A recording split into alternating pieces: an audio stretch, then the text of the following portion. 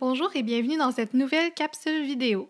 Dans cette capsule, je vais vous montrer comment importer une banque de données du logiciel SPSS vers le logiciel M+. J'utilise une banque de données fictive que j'ai créée moi-même et dans celle-ci, j'ai mis une variable pour le code d'identification de l'enfant, le nombre de frères et sœurs, l'année de naissance, les âges à 3 différents temps de mesure et la durée de sommeil en fait à 3 différents temps de mesure qui correspondent. Vous voyez que ma banque de données a quelques données manquantes, soit des enfants qui n'ont pas fait le temps 2 ou le temps 3, puisque dans toutes les études longitudinales, il y a de l'attrition, donc j'ai choisi de créer des données manquantes.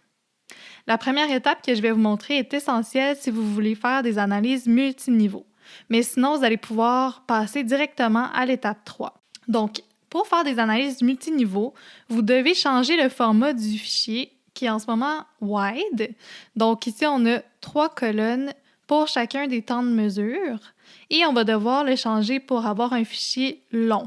Afin de transformer notre banque de données, on va utiliser une syntaxe SPSS, mais avant ça, je vous conseille fortement d'enregistrer votre banque de données puis d'écrire après format wide.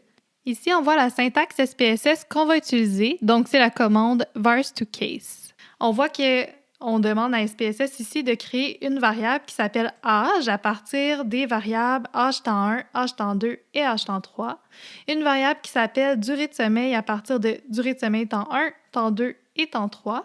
On lui dit de créer une variable qui s'appelle time pour les différents temps de mesure. Et finalement, je lui dis de garder mes 3 premières variables telles quelles. On va rouler notre syntaxe, puis on voit que ça fonctionne bien, il n'y a pas de message d'erreur.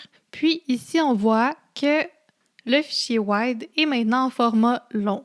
Donc, on n'a plus des colonnes pour chacun des temps de mesure, mais plutôt des lignes avec la variable time qui indique si c'est le temps 1, 2 ou 3. Donc, comme vous voyez, il y a 3 lignes par participant. On va enregistrer ce fichier-là et indiquer que c'est le format long.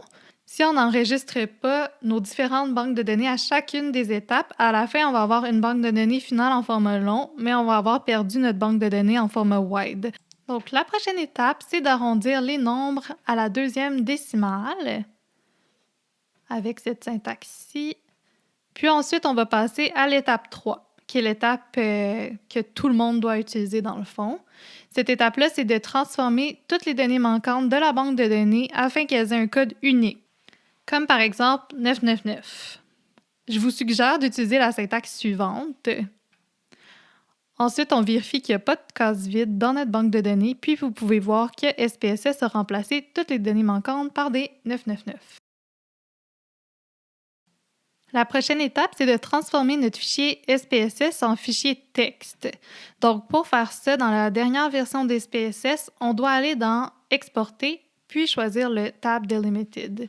Ça va nous créer un fichier en format .date. Donc, ici, vous allez pouvoir voir que j'aime mettre la date au début du fichier parce que je sais que si je dois les remodifier dans 6 mois, ben, je vais être vraiment contente d'avoir un repère temporel qui correspond d'ailleurs à mon journal de bord. Ensuite, on va devoir trouver l'application Bloc-Notes ou dans Mac, c'est le Text Edit pour pouvoir ouvrir notre fichier .date. Une fois qu'on a réussi à ouvrir notre fichier en format texte, on commence par vérifier que, dans le fond, toutes les lignes sont remplies, donc on n'a pas de données manquantes. Puis ensuite, on va enlever la ligne où on a les noms de variables. Finalement, si vous avez des virgules au lieu des points, on va vraiment changer les virgules. On va faire un rechercher, remplacer et changer les virgules pour des points. C'est important parce que M+ ne lira pas votre fichier si vous avez des virgules. Donc, une fois que les fenêtres M+ sont ouvertes, on doit créer une nouvelle syntaxe. Comme vous pouvez le voir ici, je récupère souvent une ancienne syntaxe et je la modifie pour ma nouvelle banque de données. Donc, je commence par vérifier le nom de ma banque de données en format texte et je fais un copier-coller dans ma syntaxe M+.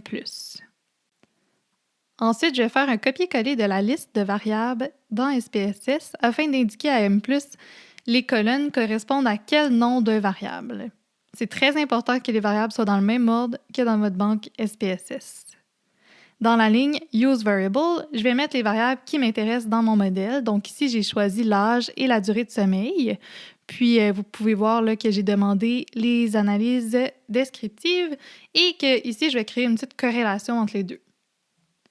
J'enregistre mon fichier de syntaxe au même endroit où ma banque de données est enregistrée, parce que sinon, ça ne fonctionnera pas dans M+. Puis ici, on peut voir que ça a fonctionné. Et je peux vérifier que j'ai le même nombre d'observations que dans ma banque SPSS pour les variables que j'ai demandées à M+. Puis ici, on peut voir les analyses descriptives que j'ai demandées dans mon modèle. Merci beaucoup d'avoir été à l'écoute et je vous dis à très bientôt pour une prochaine vidéo.